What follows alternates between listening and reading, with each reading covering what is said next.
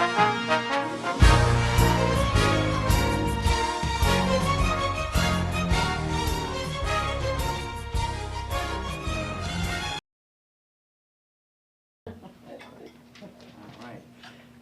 like to talk to you today about the Civil War. But don't get worried. I'm not here to psychoanalyze Abraham Lincoln or anything of that nature. We're going to talk about a much more ancient Civil War. Civil War in Israel, biblical Israel.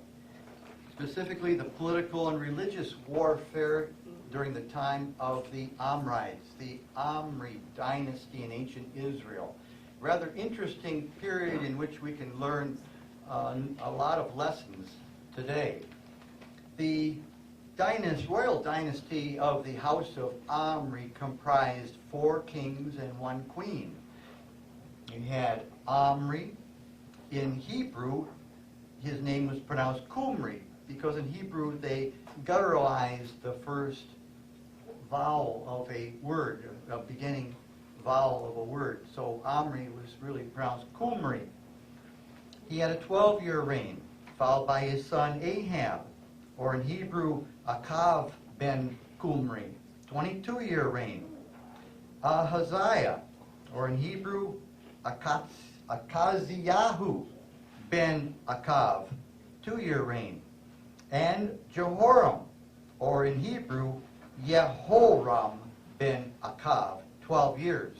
You'll notice there, it was not Yahuram, it was Yehoram, because northern Israel had an Aramaic pronunciation of Semitic, and Judah had a Canaanitic pronunciation. So there was a difference in pronunciation of a number of words. So the sacred name in northern Israel was actually Yeho, and in Judah, Yehu or Yahuwah. So he was Jehoram or Yehoram ben Akav. And finally, Queen Athaliah, or in Hebrew, Atalia, who reigned over Judah 6 years through marriage to the royal house in Judah.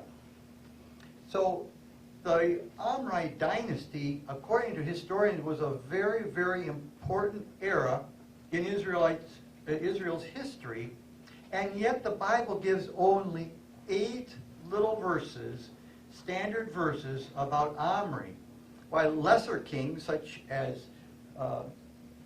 Jehoram of Judah had 3 full chapters in the Bible, from 2 Chronicles chapters 17 through 20. So you had a lesser king, but the Bible had a lot to say. And the reason for that is that the Bible was not written as a history book. It was written with theological purposes. It was to teach theology, to give you lessons in how to follow our Heavenly Father. It wasn't really, the court reporters weren't trying to give you a standard history of all the events of the era. So it's interesting there were only 8 verses. But there's another reason perhaps Omri had so little said about him. It's because he was so wicked in his political and religious attack on the worship of Yahuwah that it seems the court reporters did not even want to talk about him. Professor C.F. Whitley says, "Yet for Israel the reign of Omri was of the greatest significance." Now it began with a 4-year political and religious civil war in Israel between Omri and Tibni.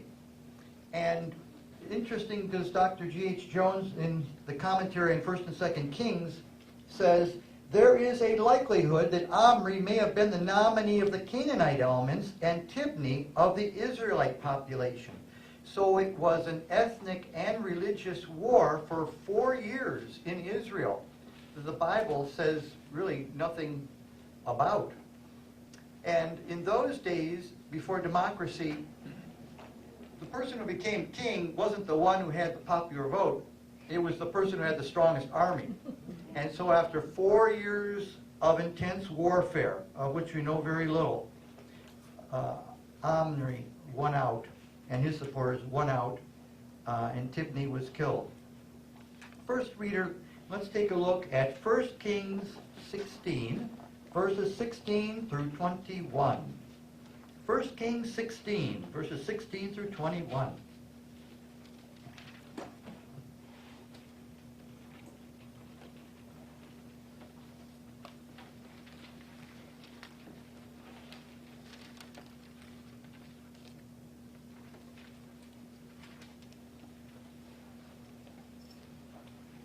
Go ahead. And the people that were encamped heard say, Zimri hath conspired, and hath also slain the king. Wherefore all Israel made Omri, the captain of the host, king over Israel that day in the camp.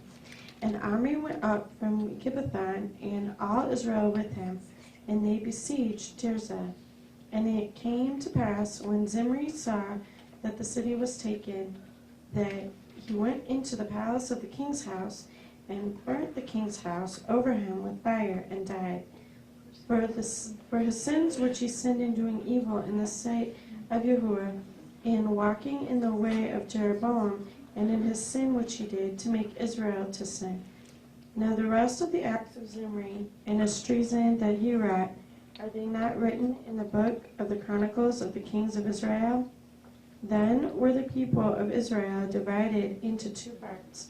Half of the people followed Tibni, the son of Ginath, to make him king, and half followed Omri. So you can see the Israelites were divided right down the middle, half of them following one king, and half of them following the other. Next we go on in the chapter 1 Kings 16, verses 22 through 28.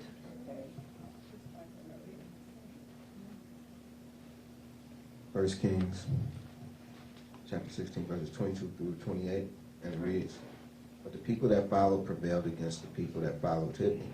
The son of Ginath, so Tibni died, and Omri reigned. In the 31st year of Asa, king of Yahudah, began Omri to reign over Israel 12 years. 6 years reigned he in Tisra, and he bought the hill Samaria of Shemer for 2 talents of silver, and built on the hill, and called the name of the city which he built after the name of Shemer, the owner of the hill, Samaria. But Omri wrought evil in the eyes of Yahuwah, and did worse than all that were before him. For he walked in the way of Jeroboam, the son of Nebat, and his sin,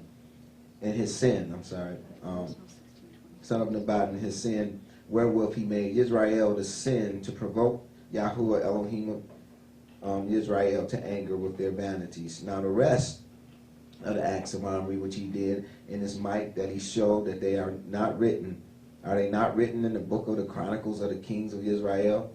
So Omri slept with his fathers and was buried in Samaria, and Ahab his son reigned in his stead. And that verse 25 is really significant in revealing Omri did what was evil in the sight of Yahuwah, and did more evil than all who were before him. That's quite a statement. You'd think someone like that would deserve a good chapter of the Bible to detail what was going on and all of his sins. But no, what we've read is all that there is there in 1 Kings to tell us about Omri. Now what did he do that was so wicked, more wicked than anyone that went before him? Well, first, Omri threw out the Torah, or law of Elohim, and replaced it with his own set of laws. And because of that, he became quite famous in the ancient world. You know, you're a lawgiver, that really says something. You know, he's right up there with Hammurabi of Babylon, right?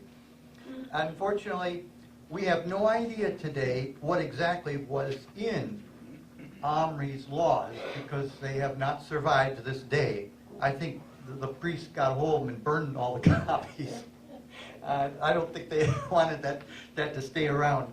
But at any rate, he was famous for that, so famous that the Assyrians renamed the Israelites. They didn't call them Israel anymore. They named them after Omri. They called Israel the Bit Kumri, or the land or people of Omri.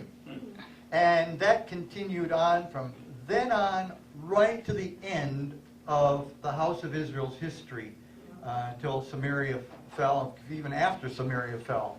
That was a serious name from then on for Israel. But Qumri, and we see, for example, on Assyrian monuments, there's 4 obelisks and stela in the British Museum from 720 BC, a couple of years after the fall of Samaria, and it's still referring to Israel as the Qumri. So it's interesting how important he was in the ancient world and in Israel's history, and how little is said in the Bible about him. But the Bible does mention these statutes. Next reader, let's turn to the book of Micah, chapter 6, verses 14 through 16. Micah chapter 6, verses 14 through 16.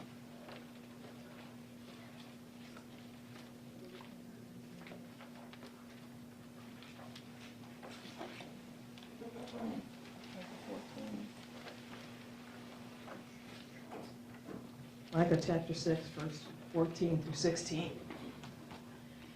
You shall eat and not be satisfied, and your inside be empty, and you shall store up but not save. And what you save I shall give to the sword. You shall sow but not reap. You shall tread the olives but not anoint yourselves with oil, and make sweet wine but not drink wine. For the laws of Omri are strictly observed, and all the works of the house of Ahab, and you walk in their counsels.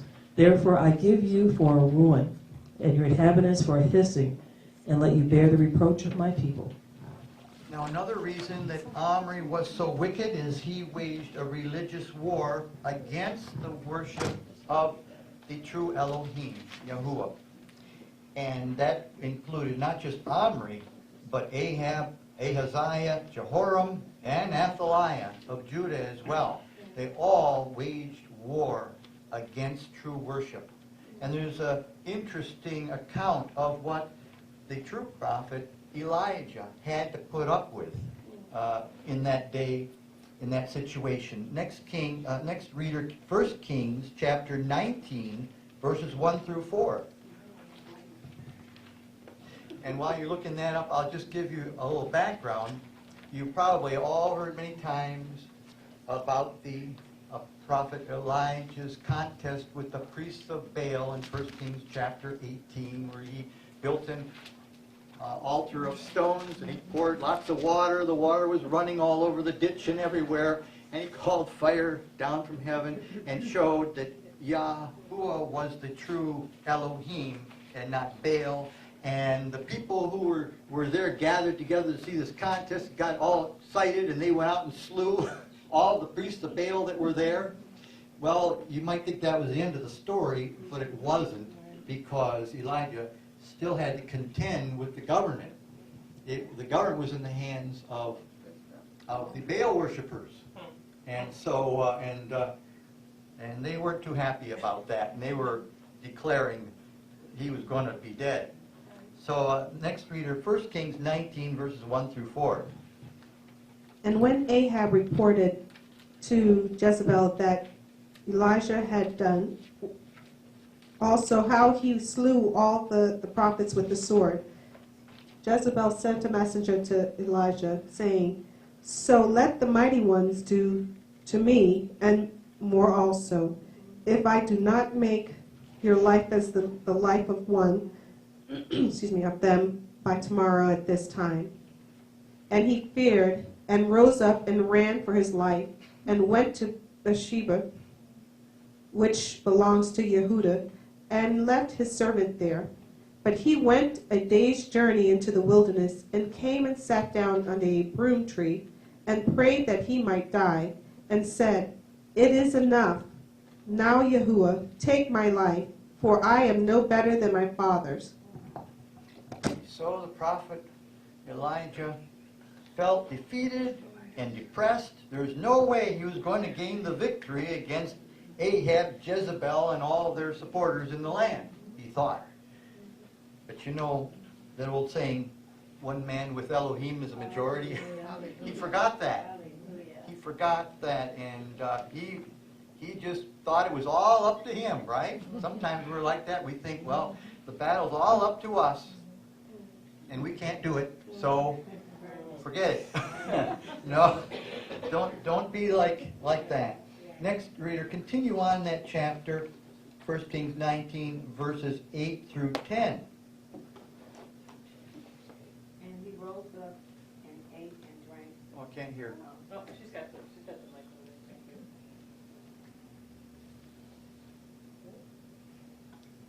And he rose up and ate and drank and went in the strength of that food 40 days and 40 nights, as far as Horeb, the mountain of Elohim. And there he went into a cave and spent the night there. And see, the word of Yahuwah came to him and said to him, What are you doing here, Eliyahu? And he said, I have been very jealous for Yahuwah Elohim of hosts, for the children of Israel have forsaken your covenant. They have thrown down your altars, and they have slain your prophets with the sword, and I am left, I alone, and they seek my life to take it. Okay, and hold the place there. You see here, he's continuing on, Elijah's continuing on in his misery. Woe is me, I'm all alone. It's all up to me, and now they're after me. They're going to kill me too, and it's going to be all over. Well, not so fast. Continue on reading verses 15 through 21. Next reader. 1 Kings 19, 15 through 21. And the Lord said unto him, Go, return on thy way into the wilderness of Damascus, and when thou comest, anoint Hazael to be king over Syria. And Jehu the son of Nimshi shalt thou anoint to be king over Israel. And Elijah the son of Shaphat of Abimelech shalt thou anoint to be prophet in thy room. And it shall come to pass that him that escapeth the sword of Hazael shall Jehu slay, and him that escapeth the sword of Jehu shall Elisha slay. Yet I have left me 7,000 in Israel, all the knees which have not bowed unto Baal, and every mouth which hath not kissed him. So he departed thence and found Elisha the son of Shaphat, who was plowing the 12 yoke of oxen before him, and he with the 12. And Elisha passed by him and cast his mantle upon him. So we see in verse 6. I got two more. Oh, okay. And he left the oxen and ran after Elijah and said, Let me, I pray thee, kiss my father and my mother, then I will follow thee. And he said unto him, Go back again, for what have I done to thee? And he returned back from him and took a yoke of oxen and slew him, and boiled their flesh with the instruments of the oxen, and gave unto the people, and they did eat. Then he arose and went after Elijah and ministered unto him. So you see that Elisha got out of the farming business. Elijah threw his mantle on him, showing that he was consecrating him as a prophet. And Elisha, the farmer, slew his 8 oxen, his instruments of farming, slew them all, fed the people with the flesh, and followed Elijah. Now there's a man after Elohim's own heart. But back in verse 16 it says, Jehu, the son of Nimshi, shalt thou anoint to be king over Israel. In other words, Elijah was going to anoint another family, from an Israelite family, to be king, and he was going to put an end to the Amorite dynasty, he's saying. And Jehu, by the way, is famous because the famous big black basalt 6-foot monument in the British Museum called Shalmaneser's Black Obelisk shows King Jehu, after he became king, bowing before Shalmaneser and offering him gifts as his suzerain and so forth. Verse 18 says, Yet I have left me 7,000 in Israel, all the knees which have not bowed to Baal. And here Elijah thought he was the only one left. There was nobody else but me. It's all up to me. No, Yah had preserved 7,000, a very important numbers, all he needed. Well, what was the motive for this war of the Amrite dynasty against the worshippers of the true Elohim, Yahuwah? Omri and his dynasty, according to historians, were probably Phoenician Baal followers, not Israelite Yah-fearers. Phoenicia was a narrow 10-strip wide strip of city-states on the eastern Mediterranean coast. They were ethnically Canaanites. Those on the coast we call today Phoenicians. Those who lived inland we call Canaanites, but they're really the same ethnicity. There was no actual nation called Phoenicia, only a collection of city-states, of which the most important were Tyre, Sidon, and Ugarit. In the book History and Interpretation, Professor Jeffrey K. Kuan presented an interesting chapter headlined, "Was Omri a Phoenician?" He says, in all the accounts of the Israelite kings, every king is mentioned either with a patronym or a patronym in tribal origin. There were only 2 exceptions to this rule in the entire Bible, Omri and Zimri. Professor Kuan says Zimri may also have not been an Israelite. Scripture, for example, gives patronyms or parentage to all the other kings. We read of Jeroboam, son of Nebat, an Ephraimite of Zereda, 1 Kings 11:26. Baasha, son of Ahiah of Issachar, 1 Kings 15:27. Shalom, son of Jabesh, 2 Kings 15:10. Hosea, son of Elah, 2 Kings 15:30, and on and on. There would have been a reluctance by the priestly historians to admit Omri's origins because it violated the strict Torah law in Deuteronomy 17, verses 14 and 15.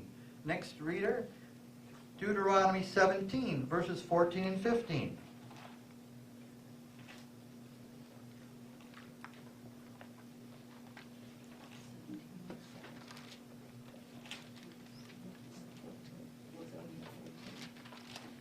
Deuteronomy 17, 14, verses 14 and 15.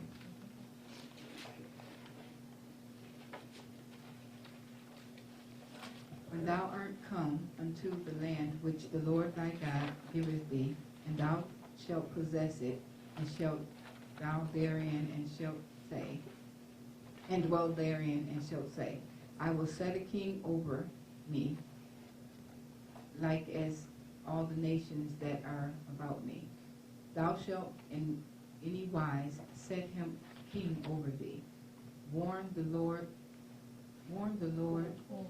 whom the Lord thy God shall choose, one from among thy brethren shalt thou set king over thee. Thou mayest not set a stranger over thee, which is not thy brother. So you can see that this was a Torah law, but Omri had a strong army and was able to capture the kingship.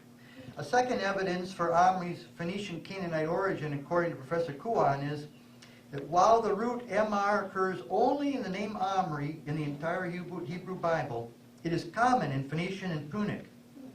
So Omri's name itself is Phoenician, not Hebrew.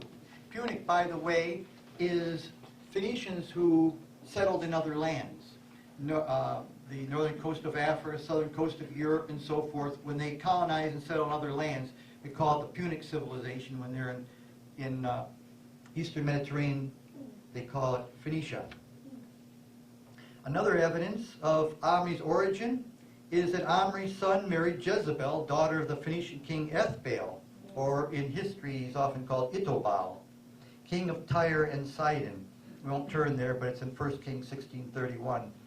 And again, Omri's palace architecture, according to recent scholarship, exhibited strong Phoenician influence. So there was a lot of Phoenician influence during the reign of the Omrites. And another event of King Omri's reign, he purchased Shemer's Hill, as we read, and built Samaria. 1 Kings 16:24, we read already, he bought the hill Samaria of Shemer for 2 talents of silver, and built on the hill, and called the name of the city which he built after the name of Shemer, owner of the hill, Samaria. Now, we don't know the exact date that Omri bought that hill and started construction of Samaria. It could have been in the middle or even late in his reign. In fact, Samaria was such a majestic, well-built, well-fortified city that it took a long time to build. It was not finished until the time of Omri's grandson, Jehoram. So archaeologists have found that there were two massive walls around Samaria. An inner wall built by Omri and an outer wall built by Ahab, his son. And Samaria was such a strongly fortified city that it was never conquered until the final end of its existence, when the Assyrians starved them out after a 3-year siege. So it was never really conquered, it was just starved out. No one was able to breach the walls during its existence. Now, Dr. B.C. Napier, in Vetus Testamentum Journal, Volume 9, says, "One may well wonder whether Jezreel may not have remained for Omri and Ahab the first and not a secondary royal residence. Jezreel better suited the domestic tastes of Omri and his family." In other words, Omri had to live somewhere else before he built Samaria, and historians say that that place was Jezreel, and that he probably added on to his home, his family home in Jezreel, and turned it into a temporary palace with extra rooms for the administrators and guards and whatever else he needed. So interesting, because that hasn't been noticed by historians. They always talk about Samaria, the capital, but you don't usually read about Jezreel as being the capital of Israel. But they're now finding that out, that for a long time Jezreel was the temporary palace for many years for the Omride dynasty. Professor A.T. Olmsted, in his book History of Palestine and Syria, believes that Omri was a native of Jezreel, and he says, "Jezreel was beautifully situated on its shelf 200 feet above the plain to which it gave its name." Now, there's an interesting story in the Bible you've probably all heard many times, but you may not have noticed some interesting things in it. And it's the story of Naboth's vineyard in 1 Kings chapter 21. So let's take a look at that. Next reader, 1 Kings 21, verse 1.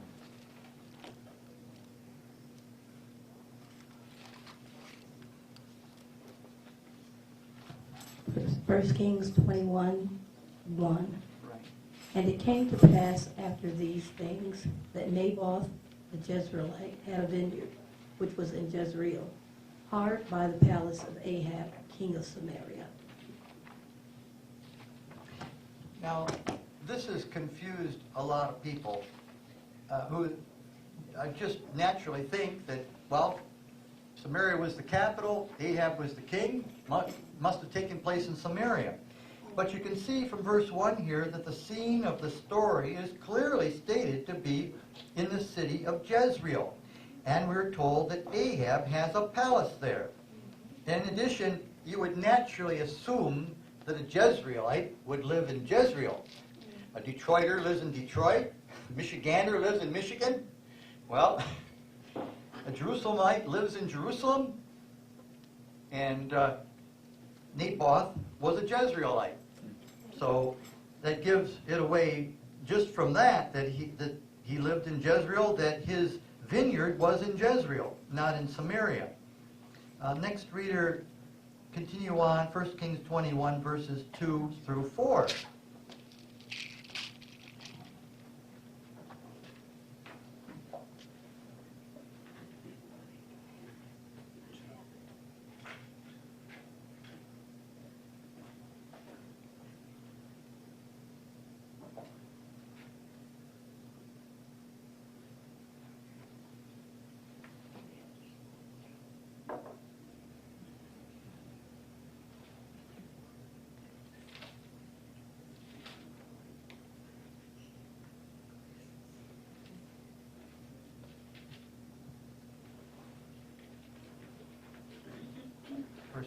21, 2 through 4.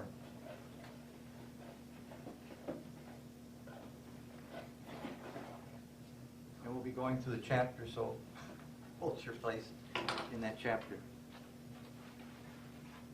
21, 2 through 4. 2 through 4. Yes. And Ahab spoke to Naboth. I don't hear. Is it on? It's a Oh, it's on? Okay. And Ahab spoke to Naboth, saying, Give me your vineyard, and it shall be a vegetable garden for me, since it adjoins my house. And let me give you a better vineyard for it. If it is good in your eyes, let me give you its worth in silver. And Naboth said to Ahab, Far be it from me by that I should give the inheritance of my fathers to you. And Ahab went into the house embittered and displeased because of the word which Naboth the Israelite had spoken to him when he said, I do not give you the inheritance of my fathers. And he lay down on his bed and turned away his face and did not eat food.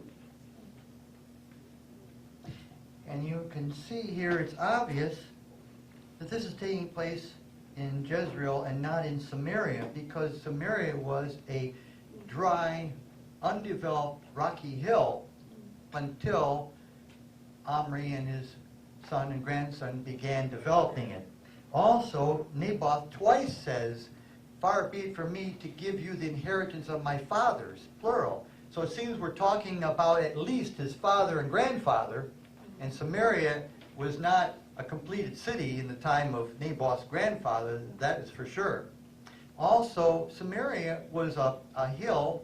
It wasn't the best place to grow a vineyard. It was a dry, rocky hill, whereas the depictions of Jezreel are that it is a very nice, fertile area, wonderful for vineyards to grow. So we can see it's taking place in Jezreel. But now Ahab's infamous wife, Jezebel, is going to get involved. She's going to find a couple worthless fellows and do in our friend Naboth, the good and honorable man. Next reader, 1 Kings 21, verse 13.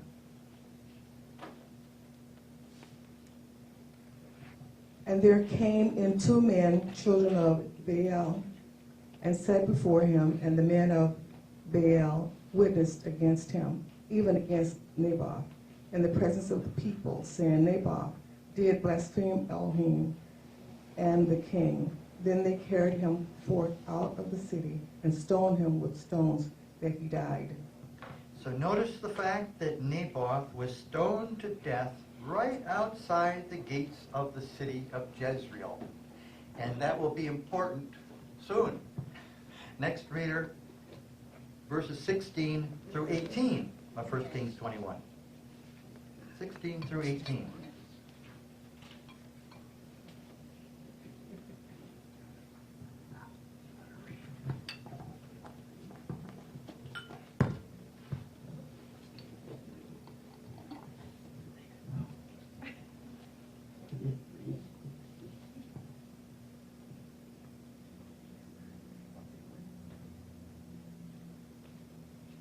Verse 16 through 18.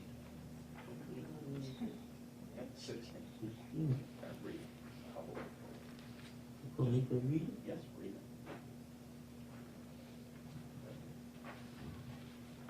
it.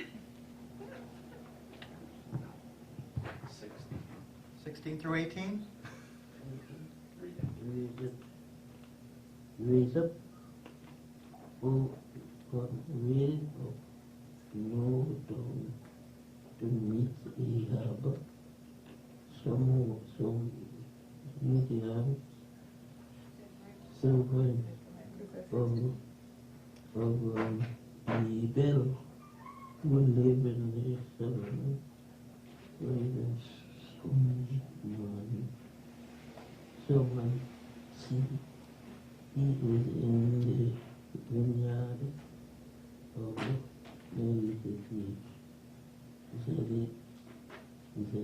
then maybe who he had going from to take the Passover, but the possession of it, what was it? And you will speak to him, and it said, Yahweh, have you hold and also taken possession, and you shall speak to him, saying, this thus said, read that there, the son of Judah.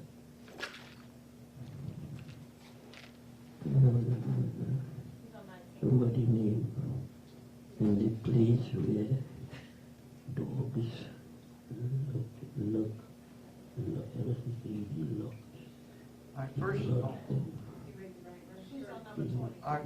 Verse 18 says, Arise, go down to meet Ahab, king of Israel, which is in Samaria.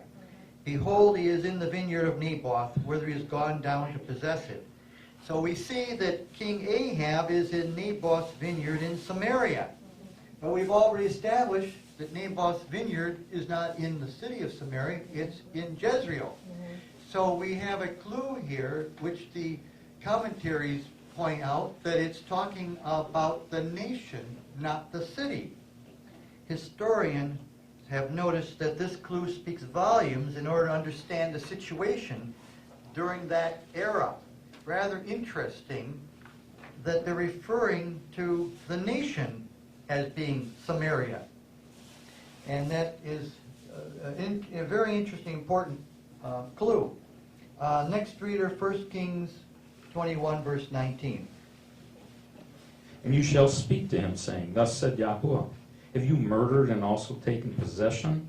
And you shall speak to him, saying, Thus said Yahuwah, in the place where dogs lick the blood of Naboth, the dogs are going to lick your blood, even yours. Now we're not going to go through the whole account of Ahab's death, but Ahab's death. Naboth was stoned to death just outside Jezreel, and Ahab was later mortally wounded in battle at Ramoth Gilead, which is modern Tel Ramith, due east across the Jordan River from Jezreel. So wounded Ahab was carried out of the battle to safety across the river in Jezreel, where he died before his body was carried on to Samaria for burial, 1 Kings 16:28. And that fulfilled the prophet's proclamation about the parallel between noble Naboth's death and Ahab's death. Now, the English translation doesn't make that clear, but Hebrew scholars studying the text interpret it that way. Otherwise, the prophet's pronouncement would have been wrong.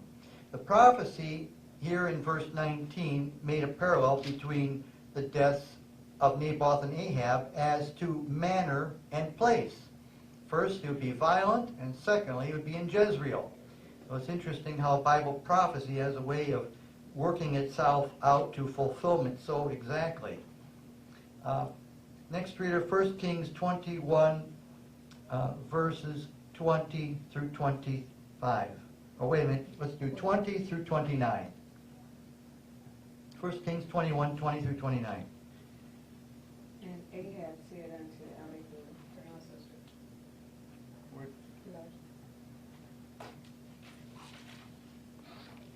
And Ahab said unto Elihu, have you found me, O my enemy? And he said, I have found you, because you have sold yourself to do evil in the eyes of Yahuwah. See, I am bringing evil on you, and shall consume your descendants, and cut off from Ahab every male in Israel, both those shut up and those left at large, and make your house like the house of Jeroboam, son of Nebat, and like the house of Bashi, I don't know, was that Bashi? Bash, son of Ahiah, because of the provocation with which you have provoked me and made Israel sin, and also of,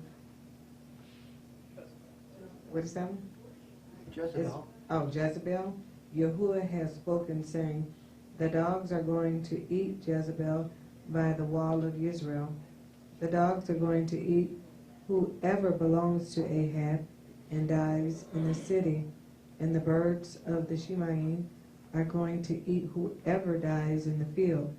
Indeed, there never was anyone like Ahab who sold himself to do evil in the eyes of Yahuwah, because Jezebel, his wife, stirred him up, and he acted very abominably in following idols, according to all that the Amorites had done, whom Yahuwah dispossessed from before the children of Israel.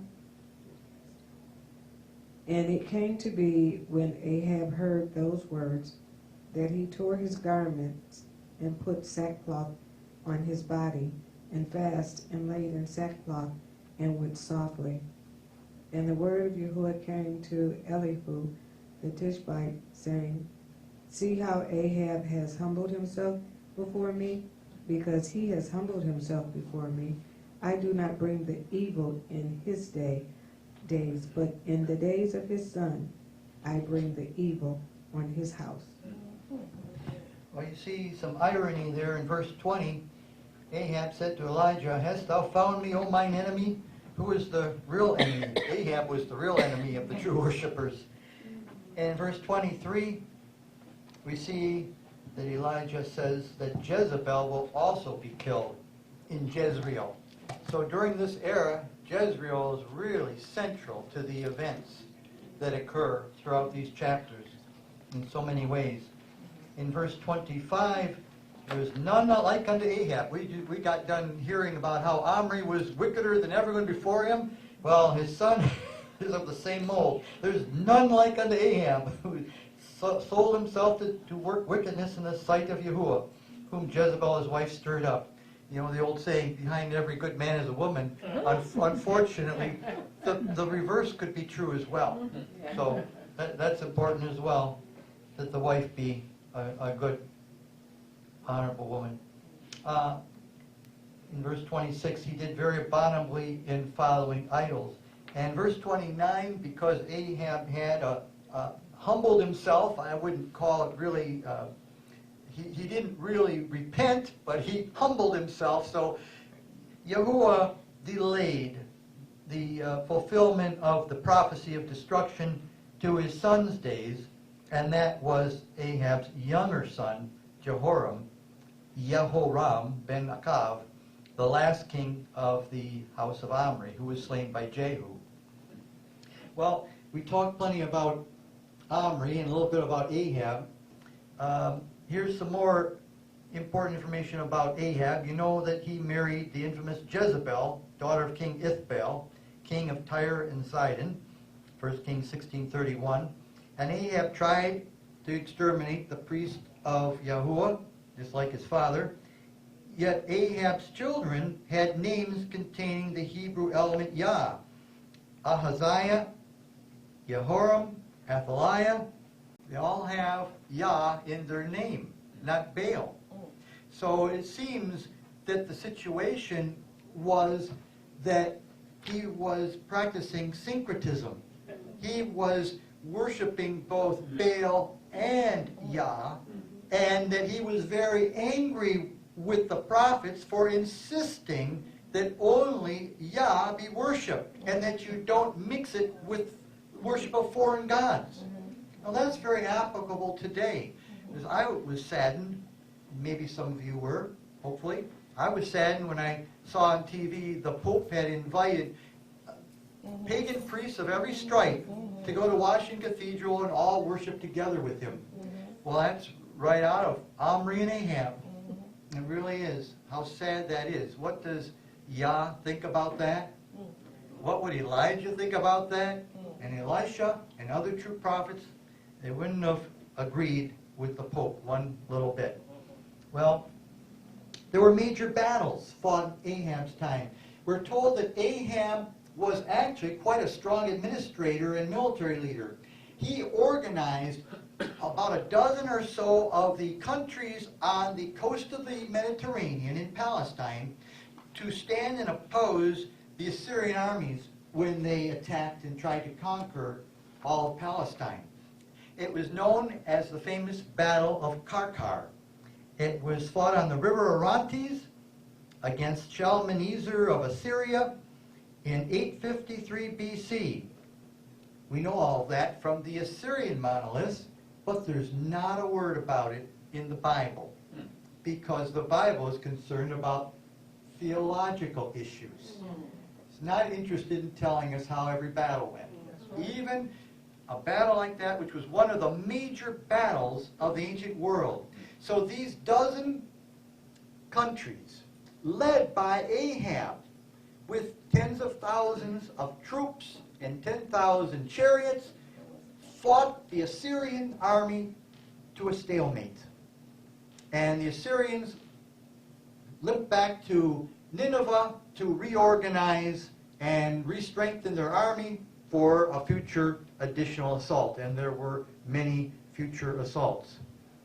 But we see that something happened in the years after that. Dr. C.F. Whitley in Vitas Testamentum, Volume 2, says, of all the allies, Ahab contributed far the greatest number of chariots. In fact, altogether, Ahab's entire contribution might be regarded as the most powerful of any of the allies. Interesting. Yet only a decade or so later, Ahab struggled to muster only 7,000 men for battle in 1 Kings 20 and verse 13. We also later read that the king of Damascus, Syria, attacked Israel, overran the border town of Ramoth Gilead, 2 Kings 8:28, and overran the nation of Israel, northern house of Israel, and even besieged the capital city of Samaria itself. In 1 Kings 20 and verse 4, King Ahab, in despair, tells the Damascus Syrians who are attacking, I am thine and all that I have. We also read in 2 Kings 10:32, in those days the Lord began to cut Israel short, and Hazael smote them in all the coasts of Israel, from Jordan eastward all the land of Gilead, the Gadites, Reubenites, Manassites, from Aroer, which is by the river Arnon, even Gilead and Bashan. So it says, the Lord, Yahuwah, began to cut Israel short. Now what does that mean? The Israel to read version of 2 Kings 10:32 says, at that time, Yahuwah began to cut away sections of Israel and give them to other nations. King Hazael of Aram defeated the Israelites on every border of Israel, unquote. Now, was it land or people that were cut away from the nation of Israel? It was both. It was both.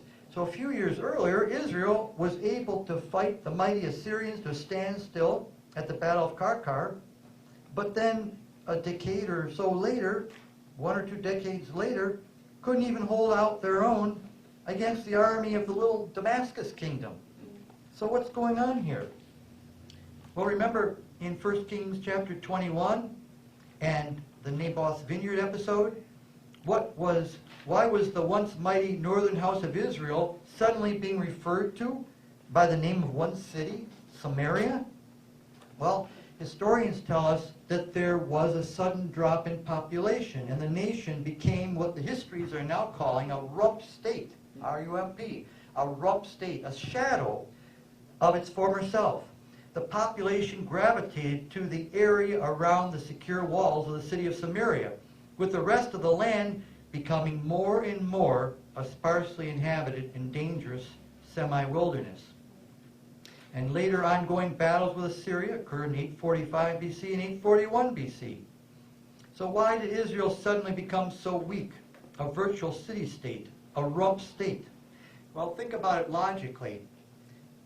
If I had lived in that time and I knew that everything those dozen nations had, they threw at Assyria, and could only fight to a standstill, and Assyria went back to reorganize, strengthen themselves, and come again and again, which they did, I would have seriously considered taking myself and my wife and family to a place of safety, getting out of the land, because it was becoming too dangerous. Yeah, if I lived in that time and place, I would want to move away to somewhere safer, get myself and my family out of harm's way. And the Phoenicians had by far the largest navy in the world at that time, far and away. And they engaged in trade and colonization all across the Mediterranean coastlands, both North Africa and Southern Europe, where there was plenty of open land to start a new life. Would I have done what the prophet Jonah did or tried to do, go down to the seacoast and get on a ship for Tarshish or Spain or anywhere out west, far away from the Assyrian menace, not to mention the menace of the Amorite dynasty, who were persecuting belief in the true Elohim? I certainly would have, and many others did. In the midst of all this chaos, the kings of Israel and Judah, we're told, suddenly got an interest in shipbuilding. Now, isn't that interesting? In the midst of all this chaos, suddenly we're going to build some huge ships. What for? Well, next reader, 1 Kings 22, verses 41 through 44. 1 Kings 22, verses 41 through 44. And Jehoshaphat, son of Asa, began to reign over Yehudah in the 4th year of Ahab, sovereign of Israel. Jehoshaphat was 35 years old when he became sovereign, and he reigned 25 years in Jerusalem, and his mother's name was Azubah, and she the daughter of Shohai. And he walked all the ways of his father Asa. He did not turn aside from them, doing what was right in the eyes of Yahuwah. Only the high places were not taken away, for the people slaughtered and burned incense on the high places. And Jehoshaphat made peace with the sovereign of Israel. Now read verses 48 and 49 while you're there. 48. Jehoshaphat made Tarshish ships to go to Ophir for gold. However, they did not go, for the ships were wrecked at Eshion Geber. Then Azayahu, son of Ahab, said to Jehoshaphat, "Let my servants go with your servants in the ships," but Jehoshaphat would not. So here we see the rivalry and contention between the two houses of Israel, Judah and Ephraim, the 2 tribes and the 10 tribes, who were separate nations ever since the time of Solomon, and wouldn't work together on this. There's a parallel passage recorded in 2 Chronicles. Next reader, 2 Chronicles 20, verses 35 through 37. 2 Chronicles 20, verses 35 through 37.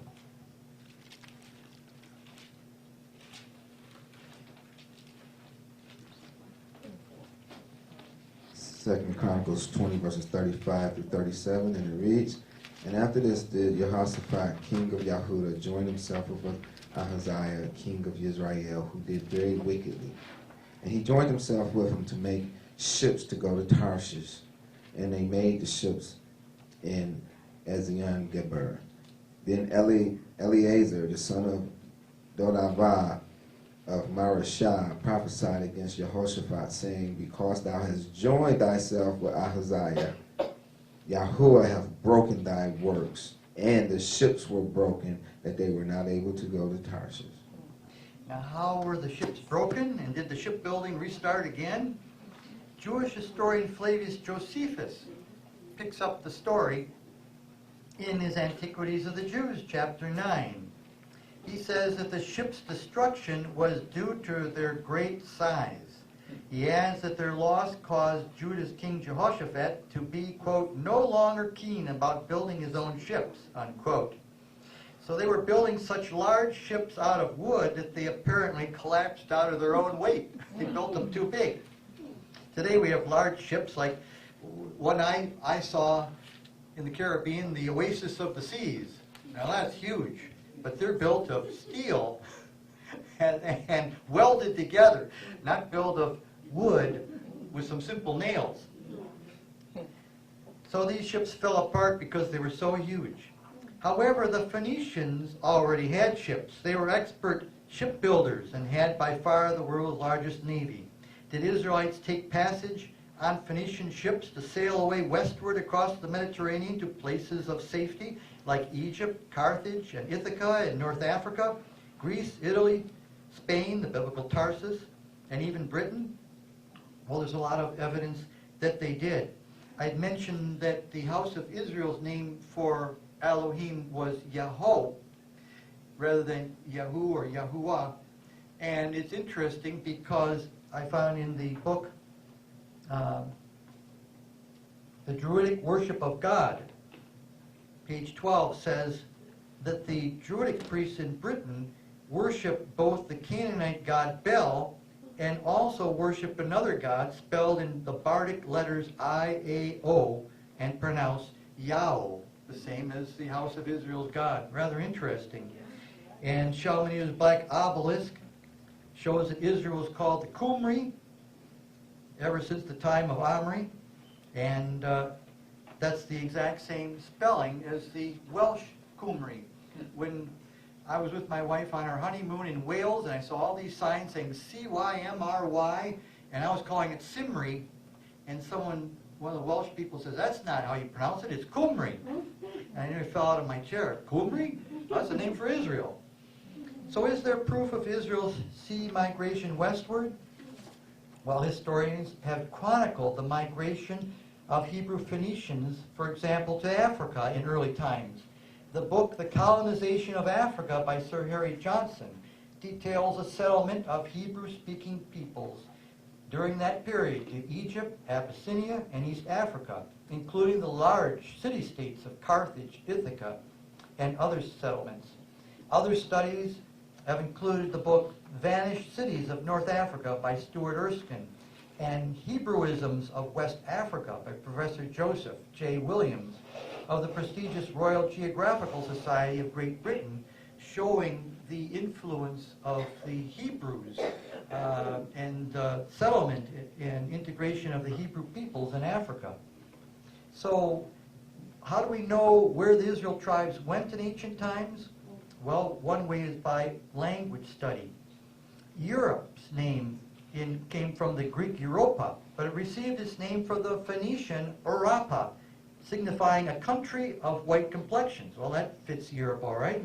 Asia, or Asi, in the Phoenician language, signified the country between or in the middle. So evidently Asia Minor, or modern Turkey, was considered the land between Europe and the Mideast. Africa signifies a land of corn or ears in the Hebrew Phoenician dialect. Interesting. Spain, or Spania, comes from the Hebrew Phoenician Spania, meaning a country of rabbits.